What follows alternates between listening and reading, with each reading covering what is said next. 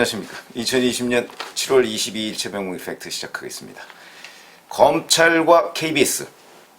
이게 이제 새로운 검언 유착이다. 뭐 이런 얘기들이 나왔죠. 그런데 이동재 전 채널A 기자 측에서 녹취록 전문을 공개했습니다. 그 전문 공개한 거는 제가 어제 말씀을 드렸는데 그걸 보면 결국 KBS가 정정 및 사과 보도를 했습니다만은 그거의 근거는 검찰에서 짜깁기 한 녹취록. 아마 이 부분을 가지고 보도를 하지 않았을까. 그게 이제 뭐 거의 확실해지는 것이죠. 왜냐면 그 녹취록 전문을 만약에 KBS가 입수했다면 저런 식의 보도는 아무리 뭐 양심 없는 기자가 보도를 했다 할지라도 저런 식으로는 보도가 나올 수가 없습니다. 그리고 그거는 곧바로 정정 및 사과 보도를 했듯이 자기들도 보면 이 기사는 이렇게 쓸 수 있는 게 아니다 하는 걸 너무나 명백히 알 수 있는 내용이죠. 그렇기 때문에 KBS가 최초의 그 오보를 날리게 된 그 배경에는 역시 검찰이 서울중앙지검 형사 일부가 자기네들이 줬거나 아니면 대검의 왜 그러냐면 이동재 전 기자를 구속하겠다고 하면서 보고한 게 있죠. 그게 이제 악마의 편집을 했다는 거 아니겠습니까? 그 악마의 편집 부분, 이걸 입수했던가. 뭐 둘 중에 하나다. 제가 이렇게 말씀드렸는데 제가 아마도 그것은 대검의 것을 입수했을 가능성이 더 높다. 이렇게 제가 말씀을 드렸죠.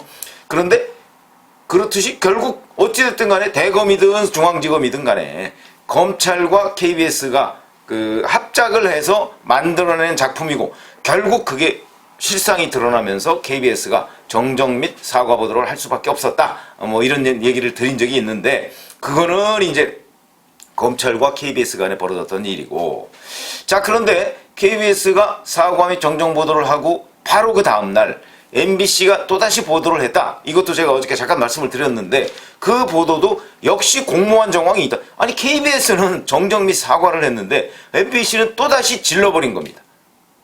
한동훈 검사장과 이동재 전 기자가 그래도 뭔가 정황이 있다. 공모한 정황이.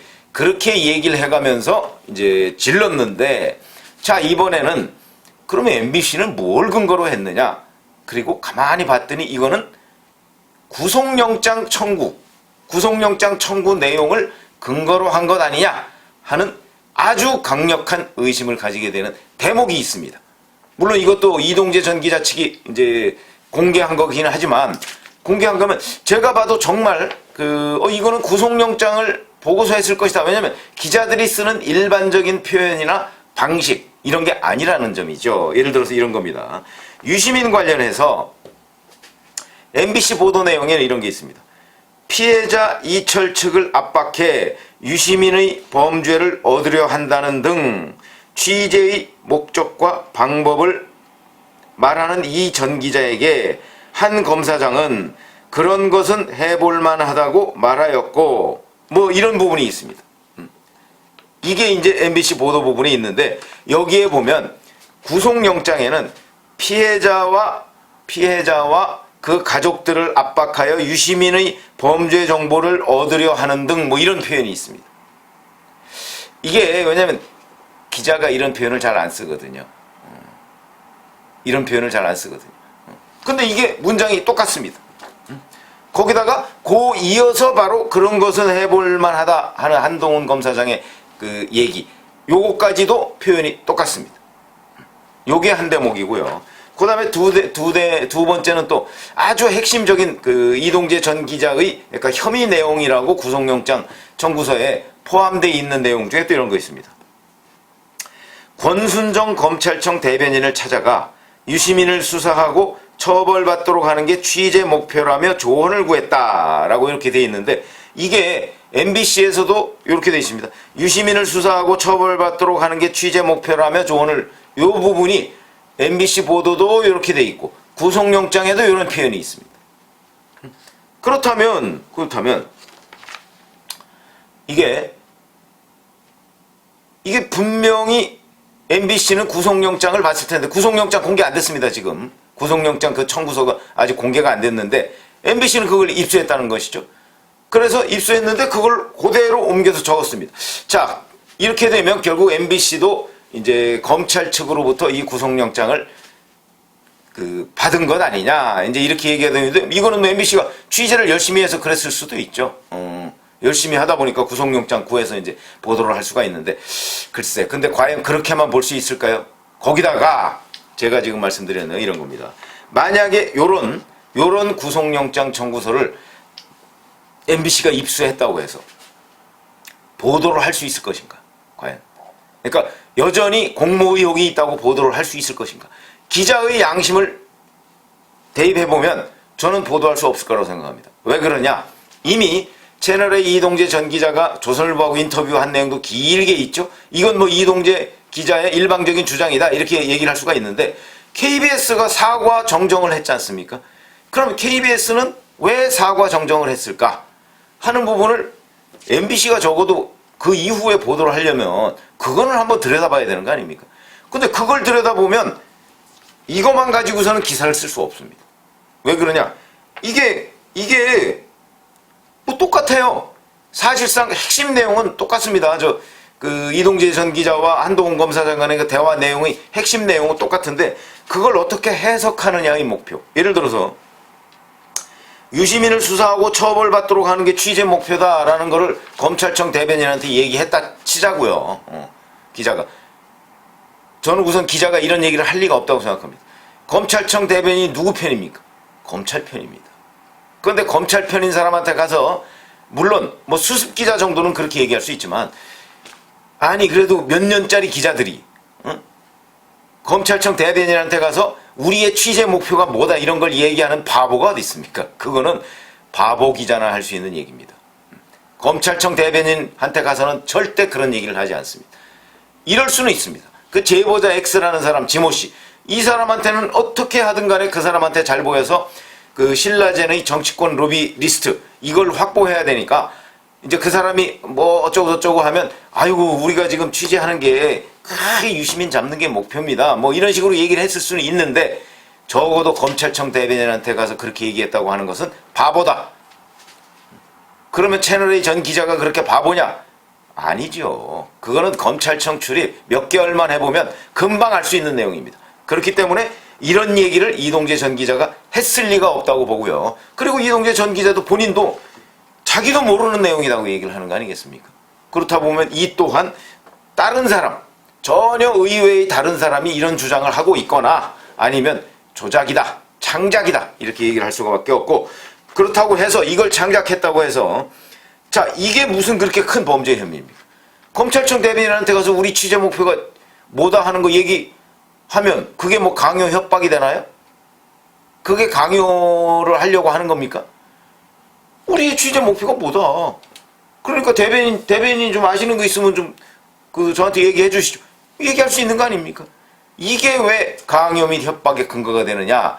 적어도 MBC 기자도, 거기도 기자인데 그래도 명색이, 이걸 보고서 자, 이게 뭐 공모의 정황이다 더군다나?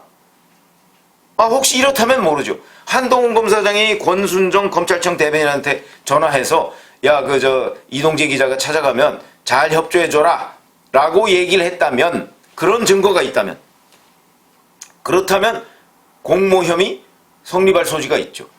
왜냐면 한동훈 검사장과 이런저런 얘기를 했고, 물론 그 대화는 2월 13일 날 있었고, 그 대화 내용은 이제 녹취가 나온 게 있지 않습니까? 그걸 보면 한동훈 검사장은 자기는 관심 없다고 계속 했기 때문에 권순정 대변인한테 뭐 전화를 해줄 리도 없고, 그렇게 또 전화해주는 검사 없습니다. 어느 검사가 자기 인사권 뭐 이런저런 게 달려있는데 뭐 채널A 기자가 뭘 해주는 게 있다고, 거기에다 대고서 그 사람을 도와주기 위해서 자기가 도와주는 것도 아니고 다른 대변인한테 전화해서 뭘 기사를 좀 흘려라? 그런 공무원 본 적 없습니다. 더군다나 검사는 보안을 생명으로 하는 게 체질화되어 있는 사람들이기 때문에 그렇게 했을 리가 없고, 그리고 그 증거도 여기서 지금 제시 못한 거 아닙니까? 그 증거도. 그런 걸 보면 이 두 가지의 핵심 내용이 MBC 보도 내용과 구속영장 청구서 내용이 거의 일치한다. 이렇게 된다면 결국 구속영장 청구서 내용을 MBC가 보고서 썼다는 얘기인데, 제가 여기서 말씀드렸죠. 그러면 결국 구속영장 청구서를 검찰 측에 누군가가 제공했을 것이다. MBC가 이제 취재한 거지만, 그러면 여기서 다시 또 검찰과 MBC 간에 유착 의혹이 생깁니다. 그래서 검찰과 KBS 간의 유착, 이 부분 제가 초반에 말씀드렸고, 그 다음에 두 번째, 검찰과 MBC 간의 유착, 이 부분을 지금 다시 말씀드린 거고요. 자, 그래서 제가 이제 문제는, 이건 이제 검찰 측이 뭐 좀 장난친다 이렇게 얘기를 할 수가 있는 것이고, 검찰은 끊임없이 지금도 이동재 전 기자 구속시켰죠. 그 다음에 한동훈 검사장도 지금 구속을 시키려고 하는 것으로 보입니다. 공범으로. 그러면서 이제 일종의 이 프레임을 짜서 창작을 하고 있는 거죠. 근데 그 뜻을 지금 서울중앙지검 형사 일부는 굽히지 않고 있는 것으로 보이고, 거기에 대해서 이동재 전 기자 측과 한동훈 검사장이 지금 반격을 시도하고 있는데, 2월 13일 그 대화 녹취록 전문을 보면 그 반격이 100% 저는 일단은 먹히고 있다.